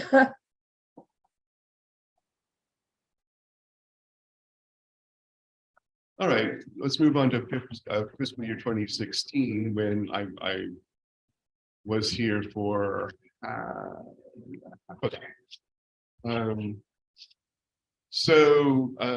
the library requested $129,000 more than we would have received the previous year. We were allocated $90,000, but you note that it was for health insurance, a merit and step, and additional costs for transitions from the county fiscal system to the online QuickBooks. So that amount was not all for salaries. So a merit increase that year would have been $99,000, $22,226 was requested for health insurance. You see, that's one of those years when we really didn't get much back the next year. So additional funds were requested for QuickBooks, utilities, digital content, and supplies. Again, getting to the merit increase based on this amount of money. Got to throw the state money in. Keep our next slide, please. Michael, I'm trying to make the connections between this document and the slides. So when we see the library percent increase in FY16, there was a 2.5% increase. How is that reflected on the slide? So as you see on the right, the library published county budget notes was for, they gave us funding for a merit and step. A merit is a 2.5% increase. I'm sorry, a merit is a 2.5% increase. That's the merit step. So COLAs are different. And most of the time, they aren't always reflecting in here what the COLA was. It's reflecting on the notes in our budget. But a merit, it depends on how the county, so sometimes they put in there that it's a merit and sometimes they put in there that it's a step. For us, a step is 2.5. since I wasn't here for these, I have to assume, sometimes I don't know if they're referring to a merit as a COLA or a step. But the county's publishing that portion of what they're telling us they're giving the funds for, but the increase was for, well, we've moved slides, but the increase would have cost that year $99,000 based on what they told us to use, but they only gave us 90,000. And they, in the budget notes, they also put that that money was for all of these other items, but we didn't even have enough to cover the salary increase that was put on the budget notes. But even in spite of all that, there was a increase of 2.5% in 2016, right? Yes, Yes, and and- that was the cost of it. We gave it Okay. because the budget notes told us to give it and because we wanted to, but we didn't have enough to cover it. And we also draw from state funds and all the other funds. So kind of what's happened over the years, just to summarize this, is that as these amounts trying to compete with salary have gone up, a lot of the state funds have gone there. And most of the county funds have gone there. And all those other budget lines that we were presenting that have increased, it's been difficult for us to do anything other than what we were giving 7 years ago. So materials, we haven't seen an increase in what we get for the public. And in fact, because we've shifted over some to digital, there's been a decrease in the print budget since this time, even though materials are much more expensive now. One of the important things on these slides is that we gave the increases, we gave the merits whenever we could, even when we were underfunded for them. But what happens is those state funds and our fines and services are being pulled into the salaries. And all of that money is being taken from our operational budget. Is being taken from the circulation and the professional services and all of the other items that we need to be able to increase our services.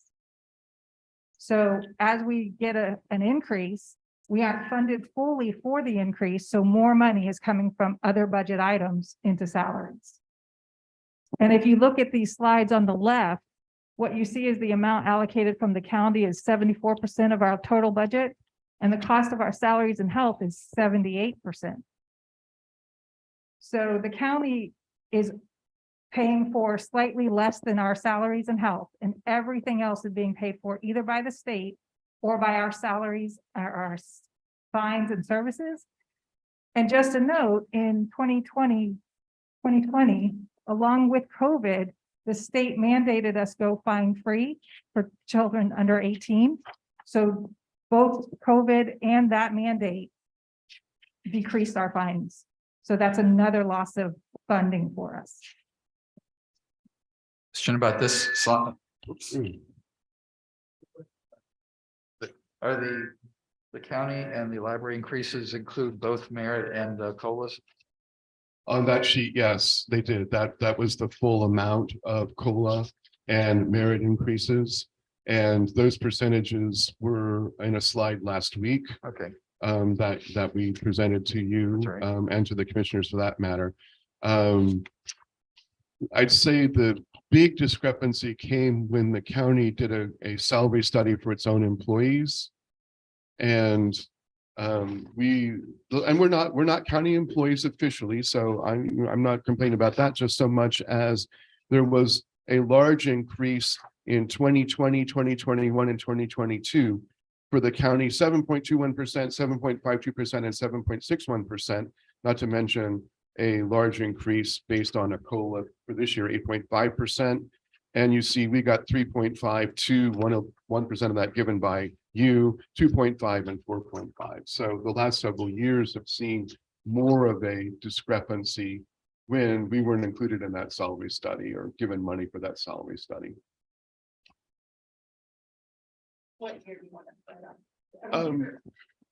These are all, Well, I think we can see the pattern Yeah, here, they right? all- We see they the all pattern show here. the same thing. So we Uh, had a great discussion last week with the commissioners, and Mike did a great job with it. I think we're looking at a real, we're kind of missing each other here. There's some confusion over this. If the Board of Trustees is charged with the financial management, including personnel of the library system, and we are the ones to determine pays or pay increases. But yet there seems to be, with publishing this book, and I don't even know who publishes this book, what office in the county government, they're determining the pay increase for the employees, but not funding it. So you're putting us in this really contradictory position. Either we're determining financial management for the library or we're not. And I believe the law says that we are to determine financial management for the library. So if you give us our budget, but choose to cut it, whatever, it's by 1%, 10%, or increase it. Is it the county's determination how we're spending that money, or is it to the Board of Trustees determination how to spend that money? Because this is really blocking us from doing our duties. Does that make sense to you? Yes, is this a question you want me to answer? How do we fix this problem? All right, well, good. Look, I'm not gonna ignore all this stuff that's Yeah. been presented here. Yeah. I have to say, I don't agree with it. I do not see a total county budget of $622,577, $147, $622,577, and you're green of this one here. That is directly from the county budget. I've never seen that figure in our budget. So again, I'll look into it and see. I'm not here to talk about our numbers versus your numbers versus our percentages versus your percentages. I'm here to talk about this.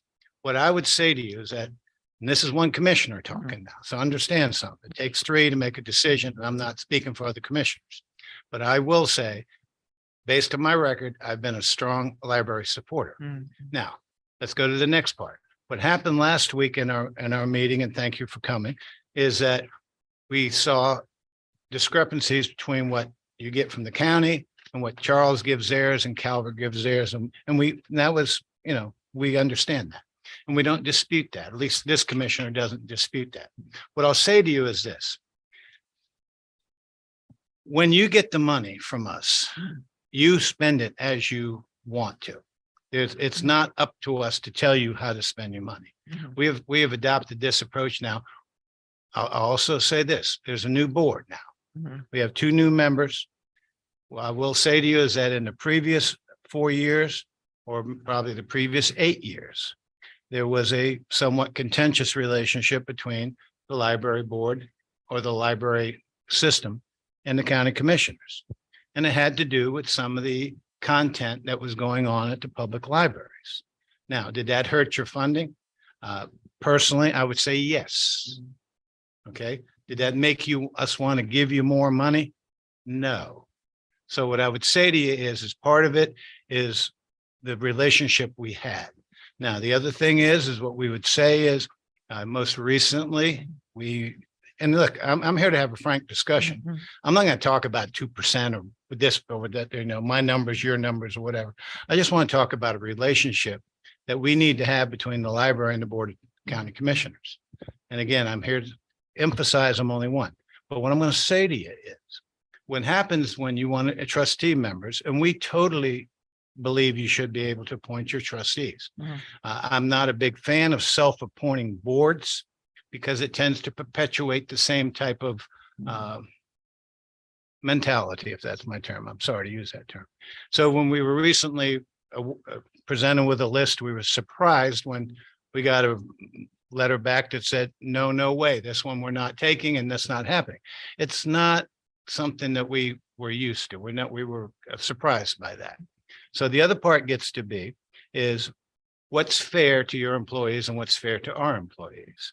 All right. Now we're dealing with a high rate of vacancies. We had over 100 vacancies. The good news is we're trying to bring that down because our job is to provide services constituents, as is your job to your library's constituents. So what we need to do is focus on where we want to commit the funding that we get or the additional money we get. We only have so much. So what we did is we said we're going to give 4.5% increase to county employees, which includes the sheriff's department.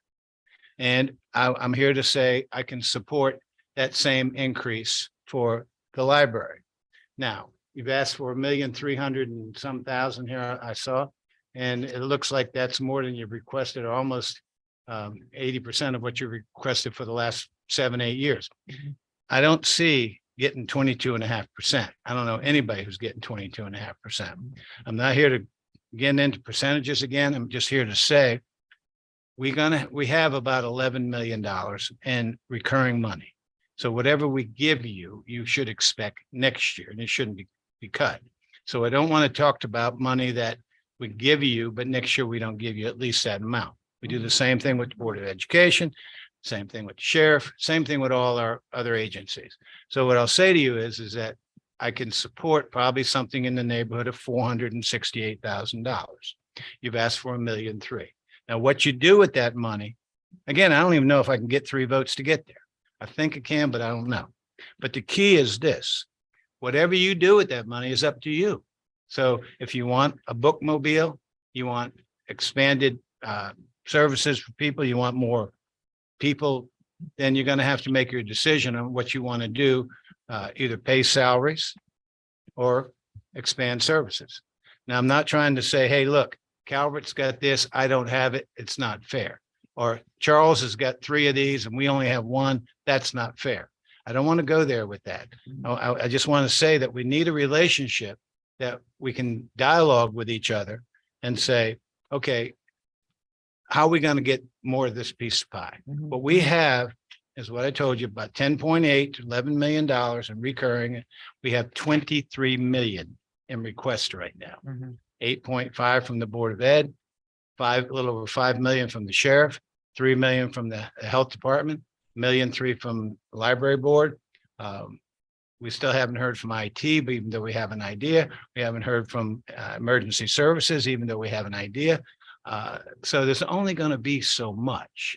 So when I come here to talk to you, again, I want to have a frank discussion, not to say, I get it, because I do get it. I do get it.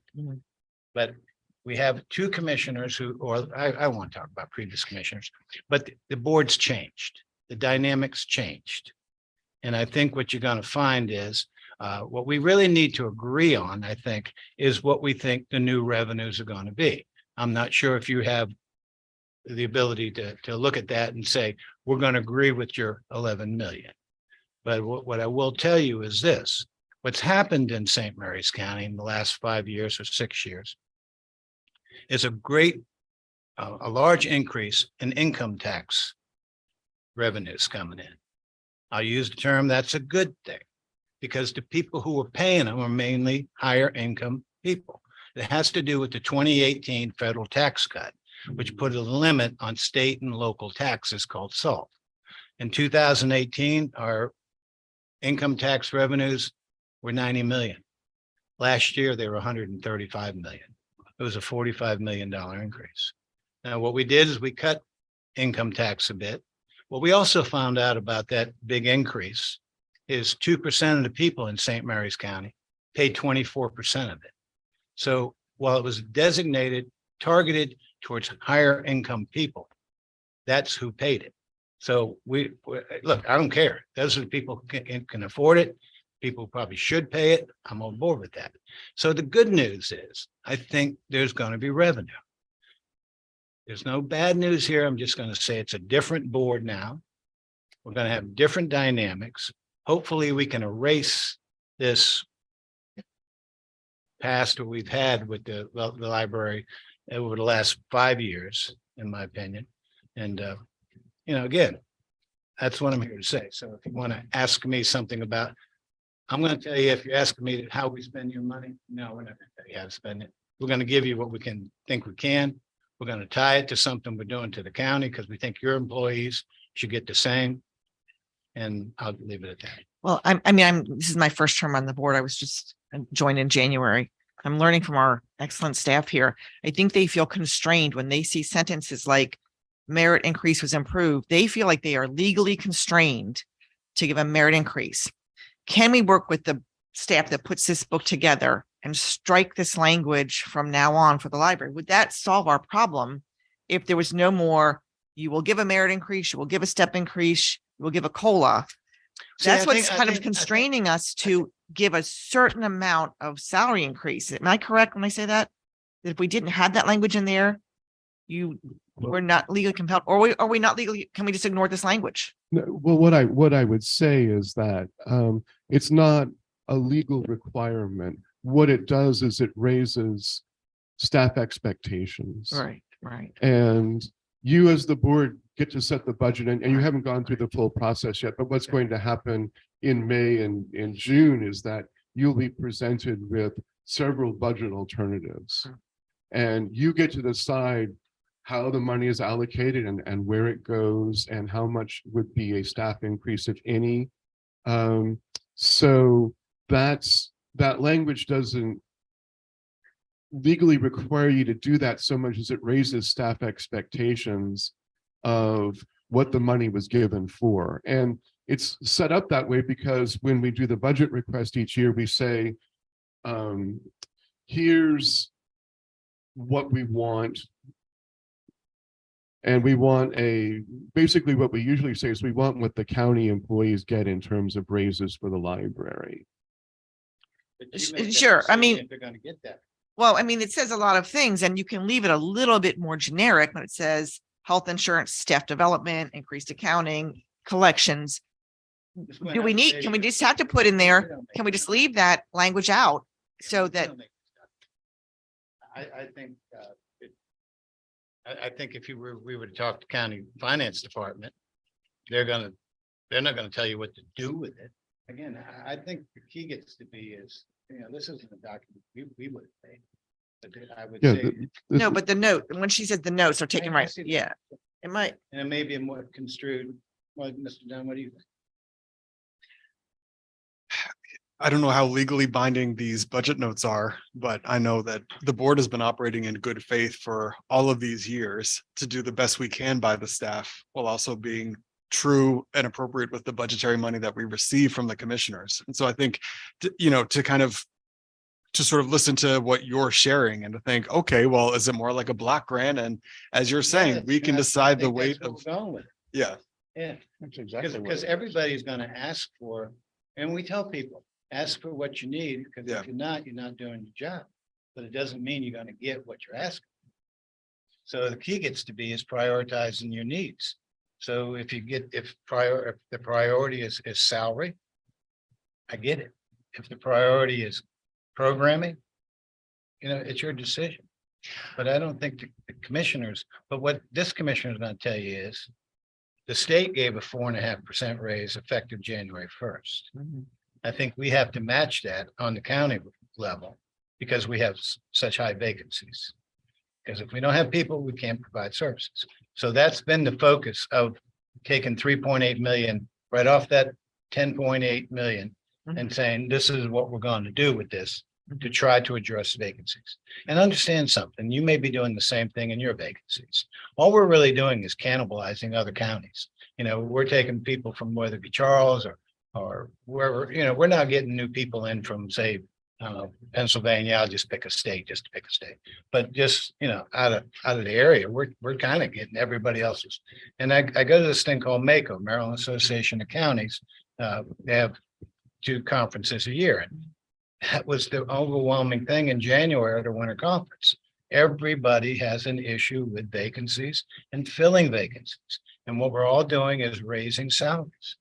So back to what I'm saying to you is it gets to be your priority. Now, I understand Michael's point about, our Calvert's got this, Charles has got that, they're paying more.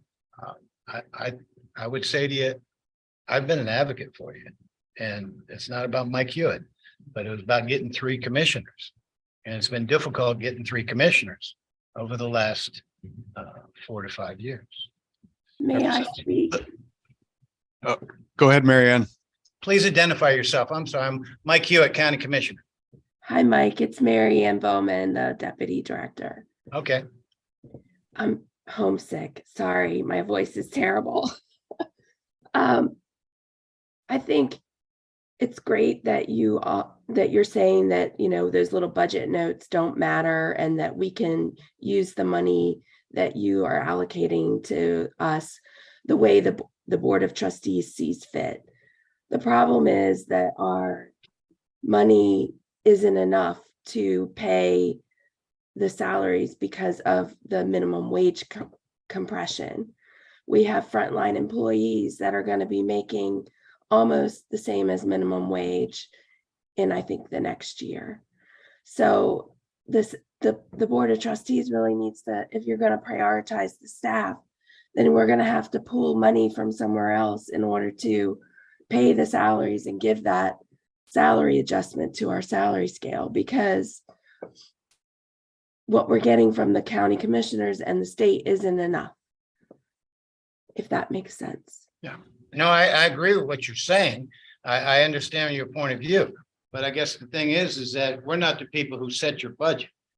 No, We give you the money that we think we can give you, and then the trustees are the ones that allocate how it's spent. So if they want to Well, direct it. Right. we're Salaries, they do. where I'd kind of like to go with this is your, and first of all, you have been a great supporter of the library, and It's not about me. yeah, but I know, but you I'm have, here. and thank you for that. Where I'd like to kind of go with this is you talked about a reset. I will say that some of the controversy occurred over the use of our meeting rooms because those were never library programs. And the Maryland Attorney General sent a letter down here supporting the library's position there. So I think that we were kind of in a very difficult situation in that we faced possible lawsuits if we did not do some of that programming. And I'm sorry that that was not understood and that those were not library programs. What I will say is if we could get a reset, and you spoke of possibly closing the gap between what has happened in the last several years moving forward, then thank you for that. That's encouraging to hear. And if we can work towards a new relationship, and if we can work towards closing that gap somewhat, then the library is going to do its best with what it's given. And I think you will. That's all you can do. Yeah. But here's what I would say to you again, to the trustees. And Michael, I'm not trying to ignore you. No, I understand. The issues we've dealt with over the last 5 or 6 years and has really risen up to be, what some commissioners wanted to do actually as a fining the library board, which obviously is in this in commissioner's appointment, ridiculous. All right. So let's just say it is what it is, but that's gone. But the key gets to be is understand this. We were told that we cannot have any political influences in the library, and we don't want to. That's the last thing I think anybody over there wants to do. What we respond to is what our constituency responds to. And when we have a situation where we have a lot of constituents up in arms about something that's going on at the library board, and then what ends up being, well, there's a constitutional thing, it ends up going up to Annapolis. It's not fixed at the lowest level. I've had conversations with board of trustee members from Charles County and Calvert County. I said, how do you avoid these people wanting to come in and do their drag queen things and want to do their, talks from different kinds of things? And it's nothing to do with whatever those groups represent. Look, everybody can do whatever they want. And what they said was, if it interferes with the library operations, it gives them a pretty wide umbrella to deal with. And so what they would say when those things came before them, they didn't get into First Amendment. They didn't get into it should happen or shouldn't happen. They just didn't allow it because they said it interfered with library operations. Now, I'm not trying to say it did interfere with your library operations, but when you got someone coming in throwing holy water at people or people getting upset, look, I'm not condoning it. I think it's terrible, but it's something that you have to be cognizant of and say, well, the First Amendment says we have to do this. I'm just trying to say to you, we're here for a reset. We've got 2 new commissioners, 2 that have been here 8 years, 1 that's been here 4. I just want to say we're going to do the best we can to fund what you need. So I'm giving you the number I just gave you, which is the amount that I'm going to promote for you. If there's more there, we can find more, then I'll try and do more. But I'm just here to have a open discussion, and I want to use this term and take it the way you want, but I'm your friend and I'm here to help. So that's why I'm here. I really appreciate your candor. I appreciate you being here. And we are very interested as well in building a strong relationship moving forward and a strong partnership. And, I think back to things that have happened in the past. I was there for them. I took my daughter to that drag queen story hour. She got real upset when the protester ran around the room yelling. We ended up leaving. It was awful. And I'll say that obviously we want to serve everybody in the community the best we can. But there is a line, and we can't do that by minimizing certain voices, not giving folks the same opportunities to book a room and have a program. And I take your point about interfering, but we have to be real careful as a board, as a leadership team, as staff, to make sure that we're not putting a thumb on the scale in an inappropriate way. Michael, I totally agree with that. Okay, I totally agree. But I would say take a lead from your neighboring counties who you're comparing yourself to with funding. And did they have the same challenges that you had? That's the only thing I'm saying. Actually, the pandemic helped Calvert. They had a drag queen story time plan for there, and it shut down by the pandemic. I think they would have faced an incredible legal challenge if they had said, oh, this interferes with library operations based on the Maryland Attorney General's letter sent down here. But I would like to instead press for a reset and not get into that. I agree. I agree. That's why I'm here to say, look, you got new commissioners, and you knew it. You and forever who was here last time knew who the characters. I mean, the people were. The characters not bad. What I'm trying to say. The individual. I hear you. Yeah. Yeah. And Lord knows it just went up just sent up a flare, and it was bad. And all they had to do was get one more person, and they did several times. Yeah.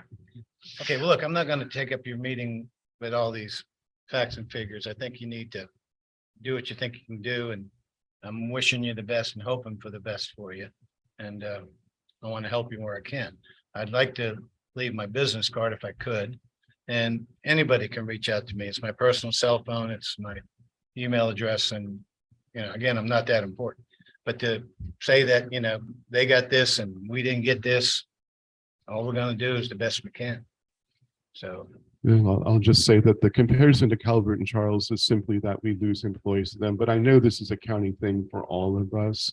I know you face incredibly difficult budget decisions moving forward, and that there's a lot more ask than there is funds. Thank you for supporting the library. And we look forward to a reset and doing as much as we can to close the salary gap that has occurred over the last 7 years, which does hurt county residents. We can't offer the services we did. We can't offer the collection we did. We can't offer the digital resources that we'd like to. And all of that goes back to our total budget. So thank you for working forward with us to try to address some of those concerns. All right. Greatly appreciated. Well, thank you for your time. Thank you. With the sign dedication down at Mountain. When's that? I think it's Wednesday. Oh, yeah. Not today. No, definitely not. Good.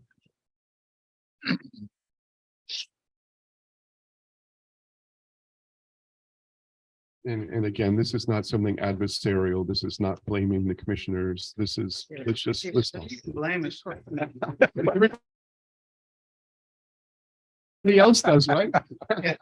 My thinking is that just understand that it's about, we got a new group. Yeah. I'm encouraged. Let's And move the other forward. thing I'm encouraged by is that and again, I'll just take a few more minutes. What's encouraging on the county level as far as revenues are concerned, we've had a change in what we call our impact. So the way we're going to do impact. Impact fees are always predicated on schools, roads, bricks and parks. And we've changed that from that impact fee because schools are very flat. Enrollment's been very flat. It's less now than it was 5 years ago at public schools. And the point is that we don't have the money to spend on new schools because, again, depending on your point. But we've changed it to an excise tax. Thing about an excise tax is what we'll do is we'll start taxing Dollar Generals and Rural Farms, 7-Elevens, and these commercial things which we've never done. Because we always felt commercial brought jobs and jobs brought, people moving into homes and stuff. So that'll change. Now we're trying to figure out when that, hopefully we'll be able to install it by July 1st. If that does give us another revenue stream, then hopefully we'll get a part of that. So there are things on the horizon that we're looking at, and thank you. Thank you so Thank much you. for visiting with us. Okay. Michael, we're a little past noon and I know people have other engagements. I don't see anything here that can't be put off. I would like to tell you about one legal development that happened this past Friday. It was in Colorado. And a librarian there had 2 programs for teens scheduled. One was an LGBTQ plus program and the other related to Black history. And the local government officials weighed in that those were not appropriate and the library board canceled them. And that library just lost a lawsuit for canceling those programs, for firing the person who said, no, I want to do my programs. It's considered a violation of people's civil rights to discriminate against library programming. And I told the commissioner we would have lost the lawsuit if we had not stood up for the fair use of our meeting rooms. Calvert did dodge a bullet. They were going to have a drag queen story time there. It got shut down the April when we first had COVID. I can tell you that their library director probably would have advocated for keeping that program. The ACLU was waiting for us. The Maryland Attorney General sent the county commissioners a letter saying the fair use of the library's meeting room is constitutionally valid and you cannot close down those programs based on, oh, it's a disruption of library operations. Who's disrupting? If you let the majority say, I don't like that, you no longer have a free and open library. I agree. Did we not amend our meeting room policy?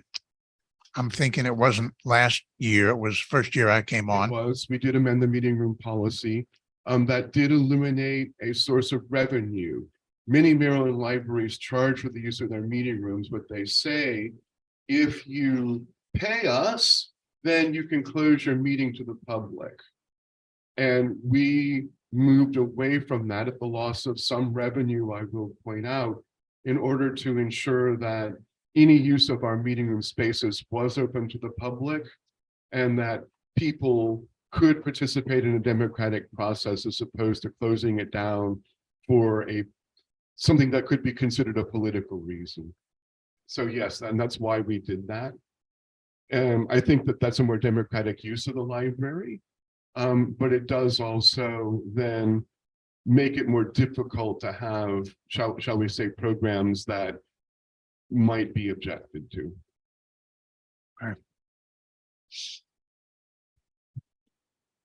I know people have places to go, so I can move everything to next month if you're amenable to Are that. folks comfortable if we move the rest of the action items to next month's agenda? Could we at least talk about the COVID? Because we do need to tell our employees about that. Oh, okay. Thank you, Mary Ann. The last agenda item, oh, and I do want to do our hip hip arrays. Our last agenda item, the government, United States government, the federal government really sort of stopped its the first Family Coronavirus Act accommodations after the first year of the virus. You as a board said we will continue those. What those means is that if somebody has COVID and they, their physician, they test positive, we've been giving admin leave for that. And we're just about out of admin leave we can give this year, at least the amount we've set aside. On May 11th, my understanding is the federal government is saying the pandemic's over. So I think it's probably time for us to say we're no longer going to make accommodations for admin pay under FFCRA when the pandemic is considered over. There is a policy in your packet. This one. that basically would be the change that we would do. And we're not going to do this until May, in my sense. Marianne, that's what we agreed on, right? Yes. Okay, so it is. Got red.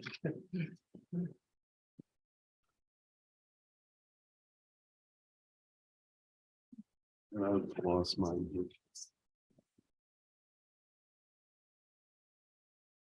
There it is. General work policies, 7.1 attendance, it says at the top. And at the last several pages there. There's it's all in red is the addition we would like to make, or the change we'd like to make. So if I could get a vote on that. Any It discussion? basically is taking COVID out of the picture. It's not saying that's going to get you admin leave. It's just a general sick leave policy and going back to what we had before the pandemic. Yeah, I'm concerned. The second sentence says, if an employee develops symptoms of an illness while at work, they should notify the supervisor and leave the library. That's a really broad statement. Symptoms of an illness. I mean, are allergies an illness? If you have that's very broad. You're telling somebody they have to leave work. They have any symptoms.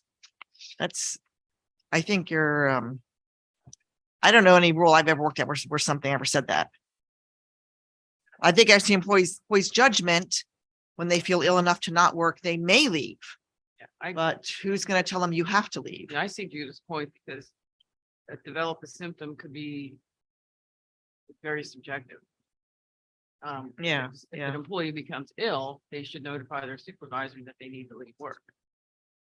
Oh, well, I can take this back and change the language. I guess what I'd say is what we're trying to do is protect employees. Yeah. Unfortunately, for a lot of our part-timers, now I will pat myself on the back a second, they at least have leave now. When I got here, part-timers had no leave of any kind, no sick leave, no vacation. We've managed to get them some, but it's not overly generous. It's more than the Maryland state law requires us to give for sick leave, but it's not awfully generous. And we're concerned that people say, I just can't afford to take off work. So if people are getting sick, we do want to have some say in it, but I'll revise that language. But what about also, I mean, if someone's feeling ill, maybe they just want to go lie down for a moment until they feel better and they don't want to leave work. They're not that ill. We telling them that if you feel ill, you must leave. Well, again, we're trying to protect people's health. I'll go back and revise this and we'll take a look at it for you and we can just drop it for now. And thank you for your feedback. The policy isn't really what we need decided today. We needed the board to say whether or not after May, we would be giving admin leave for people out with COVID. Because we've been doing that since the pandemic started. And if we're not going to do that anymore, then we need to let the employees know.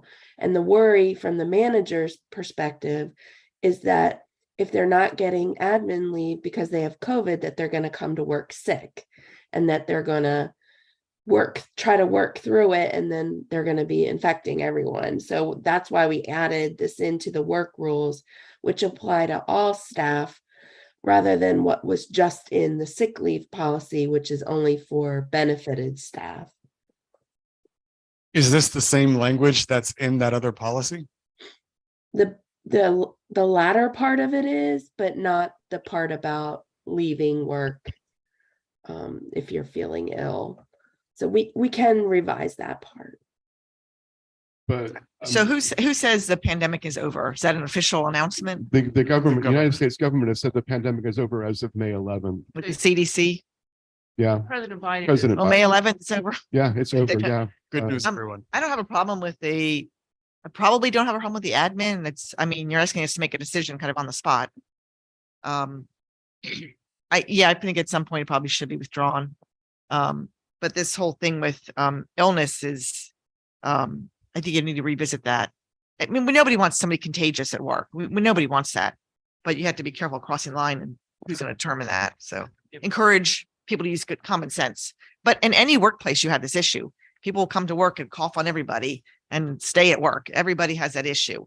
You can only encourage them We would to use just their sick assume leave, that, but understood. Belinda, did you want to jump in?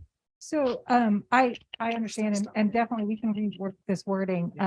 I think the concern here is like this policy is just us trying to make sure that when we eliminate this, that we have protection for all of our employees and we can rework that and reword it. But like Marianne said, the CRA is actually, it's just being withdrawn from the government. So any kind of extra benefits for COVID are now being withdrawn.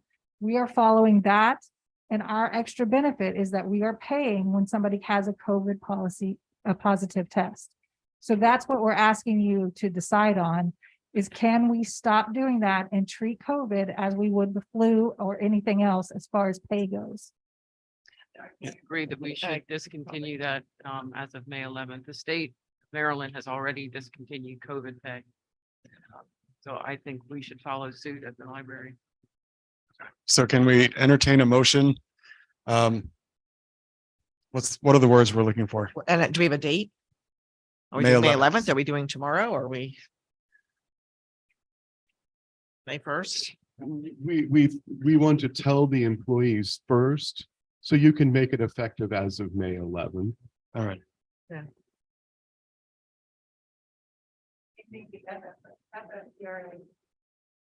Yes, It's and that only we the will- FCRA benefits that have been in place since March of 2019. 2020, sorry, 2020, yeah. Okay. And that we anticipate finalizing and approving a policy to address this between now and May. All right, anybody in making that motion? So moved. Thank you, John. Second, Second. all in favor? Aye. Any opposed or abstained? One more thing, request for a budget amendment, moving money to programs from the mobile library fuel, which obviously we will not be using a lot of this year. $6,000 to cover the programming, and we will budget carefully on programming in the future, but we've got to get some ready for summer reading program. Discussion on this amendment. I move to accept the amendment. Anyone second? Thank you, Judith. All in favor? Aye. Thank you so much to Tim Beers for 5 years of service. And thank you to Sandy and Rosa, our mobile outreach team. And speaking of which, Sandy was here earlier and decided she didn't feel well. So thank you for creating an interactive and informative outreach training for staff. This training allows employees to support customers more effectively inside the library, as well as be more prepared for representing the library at outside events. So training on how to do outreach well. Thank you, Sanda and Rosa. And thank you all for your patience with today's meeting. And I will present the other items to you next month. Okay. I did add a new trustee business element near the end of the agenda. I know we are very late in the day. Anybody have anything else they want to bring up before we adjourn for this month? Just a thought about what Commissioner Hewitt had to say. I think we need to kind of go forward thinking that we are going to get, in effect, a block grant. Here's the amount of money that the commissioners say they can afford to send us. And we're going to have to hitch up our get-alongs and make some tough decisions. Are we going to do overwhelmingly salary? We're going to do overwhelmingly programmatic, or is it going to be some kind of a combination that basically inflicts pain all the way across the spectrum? But something the commissioner said struck me as interesting. If you go back to the time of troubles, they responded based on constituent uproar. And what I'm thinking is, if we wind up with a major cut to programmatic things, we should not be adverse to seeing constituent uproar on behalf of the library go in front of the commissioners. That train runs both ways, and we need to pay attention to that possibility. Thank you, John. Here endeth my thought on that. We have at least 35 letters into the commissioners so far, and I've been sharing those with you. We are not averse to that at all and have been considering opportunities. Any other new business? So we're going to finish the rest of the agenda at the top of the next meeting. Yes. All right. Okay. Can I get a motion to adjourn? Move to adjourn. Second? Second. Thank you, John. All in favor? Aye. Aye. All right. Thanks, everybody.